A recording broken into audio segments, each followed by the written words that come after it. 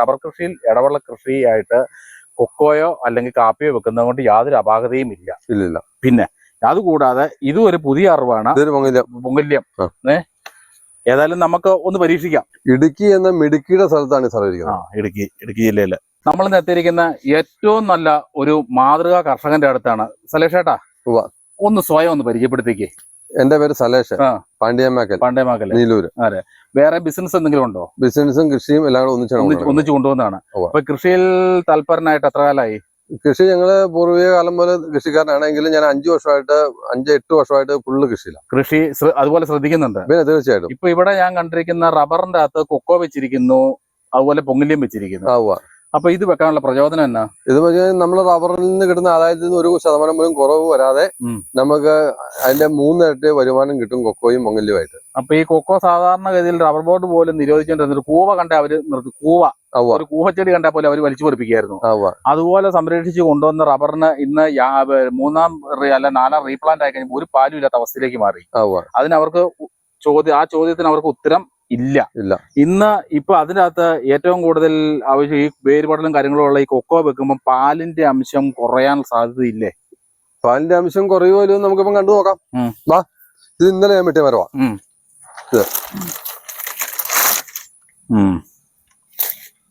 ഇത് വെറുതെ ഒരു ചിരട്ടയല്ല, നല്ല മുഴുത്ത ചിരട്ട, നിറച്ച് പാല്.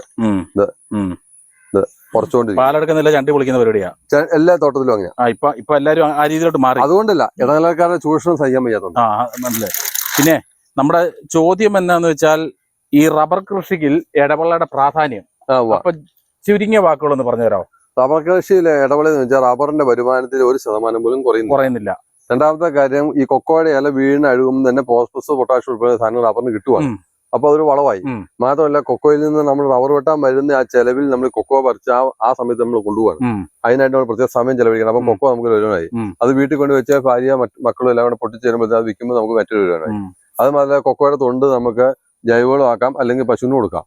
അത് കഴിഞ്ഞ് പൊങ്ങിലം വെച്ചതെന്നു വെച്ച് കഴിഞ്ഞാൽ ഒരു 20 വർഷം കൊണ്ട് ഒരു 50 ഇഞ്ചിന് മേലെ വണ്ണം വെക്കുന്ന മരമാണ്. ഇതിനൊരു 50 അടി പൊക്കത്തിൽ വളരും. ഈ 50 അടി പൊക്കത്തിൽ വളരുന്ന മരത്തിന് എങ്ങനെ കളിച്ചാലും ഒരു 10,000 രൂപ കുറയാത്ത പൈസ നമുക്കുണ്ട്. ഒരു റബ്ബർ കൊടുത്തു കഴിഞ്ഞാൽ 6,000 രൂപ കിട്ടുള്ളൂ. അപ്പൊ നമുക്ക് 10,000 രൂപ കിട്ടുന്ന സാധനത്ത് വെച്ച് കഴിഞ്ഞാൽ ഇതെല്ലാം കൂടെ ഒന്നിച്ചു വിട്ട് കഴിഞ്ഞാൽ നമുക്ക് എത്ര രൂപ? 10-15 കൊല്ലം കൂടെ റബ്ബറിന് ഏതായാലും ആയുസ് ഉണ്ട്. അല്ല, ഇത് ഒരു സൈഡ് പകുതിയല്ലേ ഉള്ളൂ. ഒരു 10-15 കൊല്ലം ഉണ്ടെന്ന് കൂട്ടി 15 വർഷം ഇങ്ങോട്ടാ. അപ്പൊ ആ സമയമാകുന്നതിന് എല്ലാം കൂടെ ഒരുമിച്ച് കട്ട് ചെയ്ത് കളയാൻ പറ്റും. ഒരുമിച്ച് കട്ട് ചെയ്യാൻ പറ്റും. മാത്രമല്ല, കൊക്കോ പോകത്തില്ല. തടി കച്ചവടമാക്കിയത് അത് ഒരു വെട്ടാൻ പറ്റുന്നതെന്ന് ചോദിക്കും. വെട്ടാൻ പറ്റുന്ന തലേദിവസം വന്ന് മെഷീൻമാൾ വെച്ച് ഞാൻ ഒരടി പൊക്കത്തിൽ മുറിച്ചു കളഞ്ഞേക്കും. അത് മുറിച്ചു കളഞ്ഞാൽ വെച്ചാൽ മരം വീഴുമ്പോൾ കീറി പോയിരിക്കും. അത് മുറിച്ച് കളഞ്ഞ അതിന്റെ മുകളിൽ ചപ്പ് മാറ്റി കഴിഞ്ഞാൽ പിറ്റേ വർഷം ഇത് മുളച്ച് പൊങ്ങി വന്നിട്ട് പിറ്റേ വർഷം കായ. അതായത് തോട്ടം റീപ്ലാന്റ് ചെയ്യുമ്പോൾ നമ്മൾക്ക് മരം കൊക്കോ പോകാതിരിക്കാനാണ് ഇത് മുറിച്ചു വിടുന്ന കൊക്കോ ഈ റബ്ബർ പോയി കഴിയുമ്പോൾ പെട്ടെന്ന് മുളച്ച് കയറി വരും. മുളച്ച് കയറി വരുന്നത് അതേ സമയത്ത് നമുക്ക് ഒറ്റ വർഷം അതെ റബ്ബർ വീണ്ടും റബ്ബർ വെക്കണ 10 വർഷം കമ്മു വെച്ചാൽ 4 വർഷം കഴിയും. ഞാനേ റബ്ബർ കൃഷിയിൽ ഇടവെള്ളയുടെ കാപ്പിയോ കൊക്കോയോ ചെയ്യണമെന്ന് പറഞ്ഞ് വാദിക്കുന്ന ഒരു പാർട്ടിയാണ്. അതിനുവേണ്ടി ഞാൻ നിരന്തരം പരിശ്രമിക്കുന്ന, എല്ലാ കൃഷിക്കാർക്കും ഉദ്ബോധനം കൊടുക്കുന്ന. അത് കാരണം ഞാൻ എന്റെ ജീവിതാനുഭവം കൊണ്ട് എന്റെ തോട്ടങ്ങളൊക്കെ അങ്ങനെ ഞാൻ ചെയ്ത് വിജയിച്ച ഒരു വ്യക്തിയാണ്. അപ്പൊ അത് മറ്റുള്ളവരിൽ എത്തിക്കണമെന്നുണ്ട്. ഞാൻ കണ്ടു മനസ്സിലാക്കിയതില് റബ്ബറിന് വേണ്ടത് നൈട്രജനാണ് കൂടുതൽ വേണ്ടത്, കൊക്കോയ്ക്ക് വേണ്ടത് പൊട്ടാഷാണ്, കാവല ഉൽപ്പാദിക്കുന്നുണ്ട്. അപ്പൊ റബ്ബറിന് വേണ്ടാത്ത ഇവനെടുത്തോളും, ഇതിന് വേണ്ടാത്ത റബ്ബർ എടുത്തോ. വേണ്ടെന്നല്ല പറഞ്ഞതിന്റെ അർത്ഥം അതിന്റെ അളവിന് വേരിയേഷൻ നടക്കും. അപ്പൊ നമുക്ക് മിക്സർ അത് ഇതിന് ഷെയ്ഡ് കാപ്പി കൊക്കോയ്ക്കൊക്കെ ഷെയ്ഡ് 60% 50% മതി. ആ ഷെയ്ഡ് കറക്റ്റ് ടൈമിൽ കിട്ടുന്നുണ്ട്. അപ്പൊ സലേഷേട്ടൻ പറഞ്ഞു വരുന്നത് എന്റെ വാദത്തിലേക്ക് തന്നെയാണ്. സലേഷൻ പറഞ്ഞു വരുന്നതും നിർബന്ധമല്ല, ഇടവേള കൃഷിയിൽ റബ്ബർ കൃഷിയിൽ ഇടവേള കൃഷിയായിട്ട് കൊക്കോയോ അല്ലെങ്കിൽ കാപ്പിയോ വെക്കുന്നത് കൊണ്ട് യാതൊരു അപാകതയും ഇല്ല. പിന്നെ അതുകൂടാതെ ഇതും ഒരു പുതിയ അറിവാണ്. പൊങ്കല്യം ഏതായാലും നമുക്ക് ഒന്ന് പരീക്ഷിക്കാം. തീർച്ചയായിട്ടും. ഇത്രയല്ലേ ഉള്ളൂ, നമുക്കൊന്ന് പരീക്ഷിക്കാം. ഞാൻ എന്റെ കൃഷിഭൂമിയില് ഇവിടെ ഇടവേളയായിട്ട് കൊക്കോയും പൊങ്കലുമാണ് ഉദ്ദേശിക്കുന്നത്. കമൂന്ന് തോട്ടത്തിൽ കൊടിയും കാപ്പിയാണ് ഉദ്ദേശിച്ചത്. ഇത് കാണണമെന്നുണ്ടെങ്കിൽ തൊടങ്ങനാട് പള്ളിയുടെ നേരെ ഓപ്പോസിറ്റ് ആണ് തൊടങ്ങനാട്. അതായത് മുട്ടം തൊടുപുഴയിൽ നിന്നിറക്കും മുട്ടം തൊടങ്ങനാട് പള്ളിയുടെ നേരെ ഓപ്പോസിറ്റ് കണ്ടുകൊണ്ട് അതിനോട് ചേർന്ന് കാണുന്ന സ്ഥലമാണ്. നമുക്കൊരു കൊല്ലോ 2 കൊല്ലോ കഴിഞ്ഞ് കാണുന്നവർക്ക് ഈ ഇടവെള്ള കൃഷി റബ്ബർ തോട്ടത്തിൽ പൊങ്ങില്യം ഇടവെള്ള കൃഷി നടത്തി വിജയിക്കുന്നുണ്ടോ ഇല്ലെന്നുള്ളത് നമുക്ക് തിരിക്കാൻ പറ്റും. ഇടുക്കി എന്ന മിടുക്കിയുടെ സ്ഥലത്താണ് സാർ ഇരിക്കുന്നത്. ഇടുക്കി ജില്ലയില് തൊടുനാട് എന്ന് പറഞ്ഞാൽ ഇടുക്കിയിലാണ്. തൊടുപുഴയ്ക്ക് 15 കിലോമീറ്റർ അകലം കരിങ്കുന്നത്തിനടുത്താണ്. അതുകൊണ്ട് ഞാൻ പ്രത്യേകം പറയുന്നതിന് കാരണം കാണുന്നവരുണ്ടെങ്കിൽ അവരെ കൃഷിക്കാർക്ക് അവര് നേരിൽ കണ്ടു അല്ല, കൃഷിക്കാരെ സംബന്ധിച്ചും പറഞ്ഞറിവല്ല വേണ്ടത്, ക്ലാസ് അല്ല വേണ്ടത്, അവർ തൊട്ട് കണ്ടു വിശ്വസിക്കണം. എന്നാലും നമുക്കത് ബോധ്യമാവുള്ളൂ. തീർച്ചയായിട്ടും. ഏതായാലും എന്റെ അറിവിൽ ഞാൻ കുറച്ച് പരീക്ഷിച്ചിട്ടുണ്ട്. എങ്കിലും ഇതുപോലെ ലൈൻ അടിച്ച് കാപ്പി കൊക്കയുടെ കാര്യത്തിൽ ഓക്കെ, പക്ഷെ ലൈൻ അടിച്ച് പൊങ്ങല്യം കൃഷി ചെയ്തിരിക്കുന്നത് റബ്ബറിനകത്ത് കൊക്കോയും കാപ്പിയും അല്ലാതെ പൊങ്ങല്യം മറ്റൊരു കൃഷിക്കാരനും എന്റെ അറിവിലില്ല. ഞാൻ ആദ്യമായിട്ട് കാണുന്നത്. കുറച്ച് ഞാൻ വെച്ചിട്ടുണ്ട് കേട്ടോ. തീർച്ചയായിട്ടും. ഞാനത് ചുമ്മാ അങ്ങ് വെച്ചെന്നേ ഉള്ളൂ. പക്ഷെ ഇതുപോലെ ശാസ്ത്രീയമായിട്ട് വെച്ചിരിക്കുന്ന സലേഷേട്ടൻ റബ്ബർ തോട്ടത്തിൽ വെച്ചില്ല. അതുകൊണ്ടാണ് ഞാൻ ഇത്ര കൃത്യമായിട്ട് പറയുന്ന സ്ഥലവും കാര്യങ്ങളും. ഈ പൊങ്ങലത്തിന് പ്രത്യേകിച്ച് കഴിഞ്ഞാൽ ഇച്ചിരി വെള്ളം ഉണ്ടെങ്കിലും കുഴപ്പമില്ല, മണ്ണ് കുറവുള്ള പാറ പോലുള്ള സ്ഥലത്തായാലും കുഴപ്പമില്ല, കറക്റ്റായിട്ട് വളരും. നല്ല കമുക് പോലെ വളർന്ന അവന് 50-55 അടി. ഈടെ ഞാൻ വിട്ടതെല്ലാം 60 അടി പൊക്കമായിരുന്നു അല്ലേ. റബ്ബറിന്റെ അകത്ത് ഹൈറ്റും വെച്ചു 60 അടി പൊക്കമാകുമ്പോ എത്ര കൂക്കിയിട്ട് സാധനമായത് കൊടുക്കണം. ഹൈറ്റ് വെക്കണമല്ലോ. ഹൈറ്റ് വെക്കുമ്പോ എരമുണ്ടല്ലോ, ഹൈറ്റ് വെക്കുള്ളൂ. അപ്പൊ നമുക്ക് ഇതിന് ചോലയില്ല. ഇതിന് പൊങ്ങലത്തിന് ചോല മറ്റു കൃഷികൾക്ക് വരുന്നില്ല. ഇവൻ മുകളിലേക്ക് വെളിച്ചം തേടി പോവാണ്. വെളിച്ചം തേടി പോകുന്ന കാര്യം മാത്രം പൊങ്ങലത്തിന്റെ അത് പിന്നെ കൊടിയിടാൻ പറ്റിയല്ല. അത് കൊടി ആലോചിക്കണ്ട. അത് കൊടി ഇടണമെങ്കിൽ നമ്മൾ ഈ റബ്ബർ തോട്ടം റീപ്ലാന്റ് ചെയ്യുമ്പോൾ പൊങ്ങലും നിർത്തിയിട്ട് ആലോചിക്കണ്ട. 10-15 കൊല്ലം കണ്ട പൊങ്ങലും കട്ട് ചെയ്ത് വേണം. ഞാനിവിടെ വന്നപ്പം കണ്ടതിലൊരു പ്രത്യേകതയെ, ഒന്നാമത്തെ റബ്ബർ എല്ലാം കറക്റ്റ് ലൈനാണ്. രണ്ടാമത്തെ ഇതിന്റെ അകത്ത് ഒരു പൂക്ക് മരം എന്ന് പറയാനില്ല. സാധാരണ ഇതിൽ 100 മരത്തിൽ 10 മരം തള്ളിക്കളയും. 100 മരത്തിന് പാഴുപോകും. ഇത് അങ്ങനെ ഒരു പാഴെന്ന് പറയാനില്ല. എല്ലാം ഒരേ മേനിയാ. അപ്പൊ ഇതൊരു കണ്ടം പ്രദേശമാണല്ലോ. ഇത് കണ്ടെന്ന് പറയുന്നത് ഇതുകൊണ്ട് തോട ഇതിന്റെ താഴ്ന്ന പ്രദേശം കണ്ടം. ഇത് ശരിക്കും പറയാൻ കണ്ടമാണ്. അത് കണ്ടമല്ലേ, അതിന്റെ അടുത്തുള്ള കണ്ടമാണ്. അപ്പൊ ഈ കണ്ടം പ്രദേശത്ത് മരപ്പ് കൂടുതലുണ്ട്, പെടലിച്ച് കൂടുതലുണ്ടെന്നൊക്കെ പറയുന്നുണ്ട്. അതിനെപ്പറ്റി വല്ലതും? അങ്ങനെ മരപ്പ് കൂടുതൽ വെച്ചാൽ നമ്മള് ഒരു എന്താ പറയുന്നത്, നമുക്ക് നമ്മുടെ ശരീരത്തിൽ ഒരു 6 ലിറ്റർ ബ്ലഡ് ഉള്ളു. നമ്മൾ ഡെയിലി 2 ലിറ്റർ അല്ലെങ്കിൽ 1 ലിറ്റർ വെച്ച് നമുക്ക് കൊടുക്കാൻ പറ്റില്ല. അതിനൊരു 40 ദിവസത്തെ ഗ്യാപ്പ് ഉണ്ട്. എന്ന് പറഞ്ഞ പോലെ ഈ 3 ദിവസം കൂടുമ്പോഴാണ് റബ്ബർ ടാപ്പ് ചെയ്യുന്നത്. കറക്റ്റ് 3 ദിവസം. കണ്ടം പ്രദേശങ്ങൾ പറഞ്ഞു വരുന്ന കണ്ടം പ്രദേശങ്ങൾ ഇതുപോലെ ചതുപ്പ് പ്രദേശങ്ങൾ റബ്ബർ കൃഷി ചെയ്തിട്ടുണ്ടെങ്കിൽ ടാപ്പിങ്ങിന്റെ എണ്ണം വർദ്ധിപ്പിക്കും. അല്ല, എണ്ണം കുറച്ചുകൊണ്ട് എണ്ണം ക്രമീകരിക്കണം. അത് നഷ്ടമൊന്നുമില്ല. നമുക്ക് കൃത്യമായിട്ട് ഒരു മാസം 10 വെട്ട് 11 വെട്ട് ആ രീതിയിൽ നമ്മൾ ക്രമീകരിച്ചാണ് ഞാൻ ചെയ്തോണ്ടിരിക്കുന്നത്. ഇപ്പൊ ഒരു 5 വർഷമായിട്ട് ഞാൻ വെട്ടുകൊണ്ടിരിക്കുന്നത്. മരപ്പെന്ന് പറയാൻ 1-2 ഒക്കെ കാണുമായിരിക്കും. ഇല്ല, മരച്ചമരമില്ല. അതുപോലും ഇല്ല. അതിലില്ല. കാരണം വെച്ചാൽ നമ്മൾ കറക്റ്റായിട്ട് ഏത് വേണം നിങ്ങൾ എടുത്തു നോക്കിയത്. ഇന്നലെ വെട്ടിച്ച് പോയ മരങ്ങളാ എല്ലാം ചെട്ട നിറഞ്ഞ് പാല. ഞാൻ എന്റെ പോളിസി എന്ന് വെച്ചാൽ ഞാൻ ഫസ്റ്റിലെ പ്ലാസ്റ്റിക് ഇടും. മെയ് അവസാനം പ്ലാസ്റ്റിക് ഇടും. ഡിസംബർ 30 വെട്ടുന്നു. നിങ്ങൾ എല്ലാക്കല്ലേ ചെയ്യുന്നേ? ഞാൻ ഷെല്ലാക്കും ചെയ്യുന്നത്. അപ്പം ഇത് പിറ്റേ ദിവസം 1-2 ദിവസം വെച്ചാൽ പൊളിക്കാൻ പറ്റിയല്ലോ. അല്ല, 1-2 ദിവസം കഴിഞ്ഞത് ഡ്രൈ ആവില്ല. ഇതുണ്ടോ, നല്ല ആസിഡ് ഒഴിച്ച പോലെ ഡ്രൈ. അത് ഇത് 3-ാം പൊക്കാണ്. ഒട്ടുപാലും നല്ല ഡ്രൈ ആയിട്ട് പൊളിച്ചാണ് നല്ലപോലെ പൊളിഞ്ഞു പോരും. പിണ്ടി നല്ലപോലെ പൊളിഞ്ഞു പോരും. പാലെടുക്കാനുള്ള സമയം സാഹചര്യം ഇല്ലാത്തതുകൊണ്ടാണ് പാലെടുക്കാത്തത്. അപ്പൊ നമ്മൾ ഇങ്ങനെ ചെയ്യുന്നതെന്ന് വെച്ച് കഴിഞ്ഞാൽ 3 ദിവസമാണെങ്കിൽ നല്ല ഒട്ടും നഷ്ടമില്ല. എന്നുവെച്ചാൽ അല്ലെ ഇതിന്റെ കുറച്ച് ചെതറിപ്പോകും നമുക്ക് പാലും വെള്ളമായിട്ട്. അപ്പൊ അതുകൊണ്ടാണ് ഇത് 3-ാം പൊക്കം പറ്റുന്നത്. പട്ടമരപ്പ് എങ്ങനെ ഉണ്ടാകുന്ന അറിയാമോ? നമ്മള് തണ്ണിപ്പട്ട എന്നൊരു സ്ഥലമുണ്ട്. അതിന് ഒരു പേപ്പർ കനത്തിൽ താഴെ ഉള്ളൂ. അതിന്റെ അടുത്തേക്ക് കയറി നമ്മൾ വെട്ടുമ്പോ ഒരു വെള്ളം പോലെ വരും. ചെന്നീരെന്നൊക്കെ പറയുന്ന ഒരു വെള്ളം പോലെ. ആ വെള്ളം ഒട്ടുപാലുമായിട്ട് ചേർന്ന് അവിടെ ഇരുന്നിട്ട് ഒരു ഈർപ്പം ഉണ്ടാവും. ആ ഈർപ്പം വർദ്ധിച്ച് വന്നാണ് ഈ പട്ടമരപ്പെടാതെ. ഒരു തവണ നമ്മളിങ്ങനെ വെട്ടിയപ്പം കൊണ്ടെങ്കിൽ നമ്മൾ പിറ്റേ പ്രാവശ്യം വെട്ടുമ്പോൾ അത് നമ്മൾ ഒതുക്കിയെടുക്കണം. അപ്പൊ ആ വെള്ളത്തിന്റെ വരവിടെ നിന്നിട്ട് പട്ടയുടെ മരപ്പ് കുറയും. അങ്ങനെയാണ് പട്ടമരം മെയിൻ ആയിട്ട് ഉണ്ടാകുന്നത്. വെള്ളത്തിന്റെ പ്രശ്നത്തിലാണ് മരപ്പെങ്കിൽ ഇതാണ് വെള്ളത്തിലല്ലേ മരം നിൽക്കുന്നത്. പട്ടമരപ്പ് പല കാരണങ്ങൾ കൊണ്ടുണ്ടാകുന്നുണ്ട്. അപ്പൊ വെള്ളത്തിൽ നിന്നുകൊണ്ടല്ല, നമ്മൾ ചെയ്യുന്ന തൊഴിലിനുള്ള ആത്മാർത്ഥതയും കൃത്യനിഷ്ഠയുമാണ് നമ്മുടെ ബിസിനസ്സിലും നമ്മുടെ കൃഷിയിലും നമുക്ക് മേന്മ ഉണ്ടാകുന്നത്.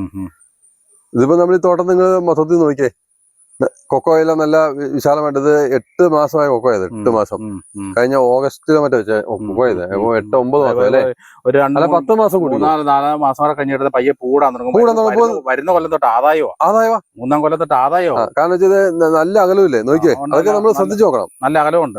ഈ കൊക്കോ തമ്മിൽ എത്ര അകലമുണ്ട്, എത്ര വർഷം കഴിഞ്ഞത് കൂട്ടി കൂട്ടുകയല്ല. സാധാരണ നമുക്ക് നല്ല അകലം ഇട്ടേക്കുന്നത്. അപ്പൊ നമ്മള് വെളിച്ചം കിട്ടാൻ അകലം വേണം. എല്ലാം നമ്മൾ കൃത്യനിഷ്ഠ ചെയ്താലാണ് ഇത് ലാഭത്തിലാക്കാൻ പറ്റുള്ളൂ. ഈ പറമ്പിൽ നിന്ന് ഞാനൊരു 1 ലക്ഷം രൂപ വരുമാനമാണ് ഏറ്റവും കുറഞ്ഞ പ്രതീക്ഷിക്കുന്നത് അല്ലേ. ടോംചാന്റെ പുരടുത്ത് ഞാൻ വന്നപ്പോൾ ടോംചാൻ കാപ്പി കൃഷിയെ കുറിച്ചാണ് കൂടുതൽ ശ്രദ്ധിക്കുന്നത്. അപ്പൊ കാപ്പി കൃഷി ചെയ്യുന്നതാണോ കൊക്കോയാണോ? അത് രണ്ട് സെയിമാ. പക്ഷെ എന്നെ സംബന്ധിച്ചുള്ള എന്റെ കാര്യത്തില് എനിക്ക് എല്ലാ ആഴ്ചയിലോ ഇത് കൃത്യമായിട്ട് പോയി ഇത് വിളവെടുക്കാൻ പറ്റുകയില്ല. അതുകൊണ്ട് ഞാൻ ഇയർ എൻഡ് വരുമാനം എന്ന രീതിയിൽ കോഫി ശ്രദ്ധിക്കുന്നേ ഉള്ളൂ. ഈറന്റ് വരുമാനം. അതായത് ഒരു മാസക്കാലം കോഫി പറിച്ചു കഴിഞ്ഞിട്ടാൽ ഒരു മാസക്കാലം കണ്ടാൽ തീർന്നു പോകും. പിന്നെ ആണ്ടിൽ 2 കവാത്തി ചെയ്ത് കഴിഞ്ഞാൽ അങ്ങ് പൊക്കോളും. അത് ഒരാഴ്ച കൊണ്ട് ആണ്ടിൽ ഒരാഴ്ചത്തെ പരിപാടി കവാത്ത്, മൊത്തം തോട്ടം കവാത്തിങ്. അതുകൊണ്ട് എനിക്കത് മെച്ചമാണ്. പക്ഷെ അല്ലാത്തവർക്ക് ഡെയിലി വരുമാനം അല്ല ആഴ്ച വരുമാനം വേണ്ടവർക്ക് കൊക്കോ മെച്ചം തന്നെയാണ്. നമ്മൾ ആശയം വെച്ച് നോക്കുമ്പോഴേ കൊക്കോയും ഭക്ഷ്യാവശ്യത്തിന് എടുക്കുന്നു, കാപ്പിയും ഭക്ഷ്യാവശ്യത്തിന് എടുക്കുന്നത്. അപ്പൊ ഇതിന് എപ്പോഴും ചെലവുണ്ടാവും. അല്ല, അതുകൊണ്ട് ഞാൻ പറഞ്ഞല്ലോ, എപ്പോഴും ചെലവാണ്. രണ്ടും റബ്ബറിനെ പരിപോഷിപ്പിക്കുന്നതാണ്. വരുമാനം കൂട്ടുകയുള്ളൂ, റബ്ബറിനും ഈൽഡ് കൂടുകയുള്ളൂ. വെക്കുന്നതുകൊണ്ട് ഈൽഡ് കൂടുകയുള്ളൂ എന്നുള്ള അഭിപ്രായക്കാരനാ. കാപ്പി കൃഷിയും കൊക്കോ കൃഷിയും നമ്മൾ ഭക്ഷ്യ ആവശ്യത്തിന് എടുക്കുന്നതാണ്. എപ്പോഴും നമ്മൾ കഴിച്ച് തീർന്നു പോവാം. അപ്പൊ ഉൽപ്പന്നങ്ങൾ എപ്പോഴും ആവശ്യമാണ്. എന്നെ സംബന്ധിച്ചിടത്തോളം ഡെയിലി ആഴ്ചയിൽ ഈറന്റെ പോയി ഇതെല്ലാം പറിച്ചെടുത്ത്, അല്ലാതെ 2 ദിവസം മുമ്പ് പറിക്കണ്ടേ, ഡെയിലി പറിക്കണം. ഇത് ഒരിക്കലും നടക്കുന്ന കാര്യമല്ല. അതുകൊണ്ട് എനിക്കുണ്ട്, ഇല്ലെന്നല്ല പറഞ്ഞതിന്റെ അർത്ഥം. വലിയൊരു തോട്ടം ഉണ്ടായിരുന്നു, ഞാനത് പയ്യെ കാപ്പി കൃഷിയിലേക്ക് മാറ്റിയിരിക്കുക. ബാലൻസ് കുറെ കൊക്കോ നിപ്പുണ്ട്, അവനെ അവിടെ നിർത്തിയിട്ടുമുണ്ട്. ഒരു 10-100 ചെടി എന്ന് പറഞ്ഞാൽ നിപ്പുണ്ട്, സമയം ഉണ്ട് തന്നെ. അപ്പൊ അതിനേക്കാളും മെച്ചം എനിക്ക് കോഫിയാണ്. ഞാൻ ഉദ്ദേശിച്ചത് അറിയോ, ഞാൻ മഴക്കാല ആവശ്യങ്ങൾക്ക് വേണ്ടി കൊക്കോ, വേനൽക്കാല ആവശ്യങ്ങൾക്ക് വേണ്ടി കാപ്പി, പിന്നെ റബ്ബർ, അങ്ങനെ കമുക്, അങ്ങനെ പലവിധ കൃഷികളുമായിട്ട് ഏതാണ്ട് 12 മാസവും നമുക്ക് ഒരു ഈക്വൽ വരുവാനും പല രീതിയിൽ നമ്മുടെ പൂർവികരൊക്കെ ചെയ്തിരുന്ന കാര്യങ്ങൾ അങ്ങനെയായിരുന്നു. ഏകവള കൃഷി ഒരു കാരണവശാലും വിജയിക്കുകയല്ല. ഒരു കാര്യം ചോദിക്കട്ടെ, റബ്ബർ ബോർഡല്ലേ നമ്മളെ തോപ്പിച്ചേ? അതെ അതെ അതെ. ഒരു കമുക് നിന്നാ വെട്ടിച്ചത് ഞാൻ ഓർക്കുന്നു. ഒരു കമുക് 5 അടി 3 അടി കൂടുതൽ വളവെടുക്കല. ആ കമുകിനെ വെട്ടിച്ചു, തെങ്ങ് വെട്ടിച്ചു, ആനി വെട്ടിച്ചു, തേക്ക് വെട്ടിച്ചു, പ്ലാവ് വെട്ടിച്ചു, അങ്ങനെ വെട്ടാവുന്ന മുഴുവൻ വെട്ടിച്ച് എല്ലാം വെട്ടിച്ച് കഴിഞ്ഞപ്പോ ആർക്കും ഒന്നും പറയാനും. എന്റെ തോട്ടത്തില് ഒരു ആനത്തെ വെട്ടാൻ പറഞ്ഞിട്ട് അന്ന് പണിക്കാരൻ അത് വളച്ച് ഒരു പള്ളക്കടി വെച്ചിരുന്നു. ഇന്ന് ആ ആനി 80 ഇഞ്ചിന് മേളിലായിട്ട് നിൽക്കുകയാണ്. 80 ഇഞ്ചിന് മേളിലായിട്ടുണ്ട്. അന്ന് വെട്ടിക്കളഞ്ഞാൽ ഇതിപ്പോ മണ്ടത്തറം പറ്റാനുണ്ടോ? ഇത്രയും കാലം കേരളത്തിൽ റബ്ബറോട് കൊടുത്താലും ഒരേ ഒരു സ്ഥലം മാത്രമേ ഞാൻ എന്റെ അപ്പനും എന്റെയും കാലത്ത് റബ്ബറോട് കൊടുത്തു. ഒരേ ഒരു സ്ഥലം മാത്രം. അപ്പൊ ഞങ്ങൾക്ക് കൊടുത്തപ്പോൾ മനസ്സിലായി ഇത് നമ്മളെ തീർക്കും. അത് തന്നെ ഞങ്ങൾ ചെയ്തിരിക്കുന്നത്. സെക്കൻഡ് വെച്ച തോട്ടത്തില്, അതായത് എനിക്ക് 15 വയസ്സുള്ള സെക്കൻഡ് തോട്ടം റീപ്ലാന്റ് ചെയ്യുന്നത്. ആ സമയത്ത് ചെയ്തപ്പം ഞങ്ങൾ അതിനകത്ത് പ്ലാവ് വെച്ച് ഇപ്പൊ ഒരു 50,000 രൂപ ചക്ക ഒരു വർഷം ഞങ്ങൾ വിൽക്കുന്നുണ്ട്. ആ പ്ലാവിന്റെ വെട്ടിക്കളായിരുന്നു.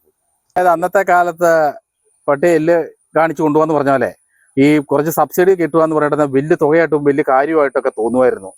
അതിനെ ചൂഷണം ചെയ്ത്, അതായത് ബ്രിട്ടീഷുകാർ ചെയ്ത് അതേ തീർച്ചയാണ് ഇവിടെ റബ്ബർ കൃഷി നടത്താൻ വേണ്ടി സബ്സിഡി എന്ന് പറയുന്ന കാണിച്ചുകൊണ്ട് കൃഷിക്കാരെ ശരിക്കും പറഞ്ഞാൽ റബ്ബർ ബോർഡ് അവരുടെ അറിവില്ലായ്മ കൊണ്ടാണോ അല്ല അവർക്ക് സ്റ്റഡി ചെയ്യാൻ പറ്റാത്തത് കൊണ്ടാണോ അറിയത്തില്ല, അവര് സകലമാന റബ്ബർ കൃഷിക്കാരെയും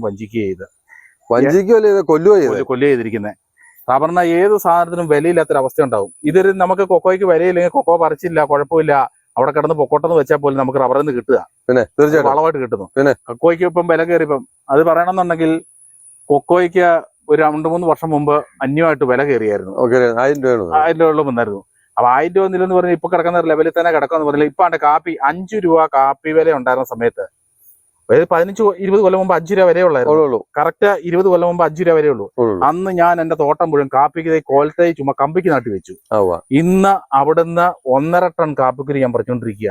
1.5 ടണ്ണിന്റെ വില അറിയാലോ? 1.5 ടണ്ണിന്റെ കാപ്പിക്കുരി ആരാ എടുക്കരായത്? എനിക്ക് പ്രത്യേകമായിട്ട് പറഞ്ഞു തരാനുള്ളത്, റബ്ബർ കൃഷിയിൽ നമ്മൾ ഇന്ന് കൃഷിക്കാര് തോട്ടങ്ങൾ കൺട്രോളുക, ഇടവള കൃഷിയായിട്ട് കൊക്കോയും കാപ്പിയും കൃഷി ചെയ്യണം.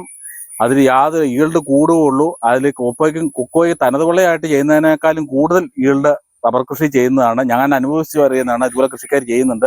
പിന്നെ പൊങ്ങല്യം ഇപ്പോൾ ഒരു പുതിയ അറിവാണ്. അതും നമുക്കൊന്ന് പരീക്ഷിക്കാൻ കണ്ടറിയാം. വീഡിയോ ഇഷ്ടപ്പെട്ടാൽ ലൈക്ക് അടിക്കുകയും നിങ്ങളുടെ അഭിപ്രായങ്ങളും നിർദ്ദേശങ്ങളും കമൻറ്റായി താഴെ രേഖപ്പെടുത്തുകയും ചെയ്യുമല്ലോ.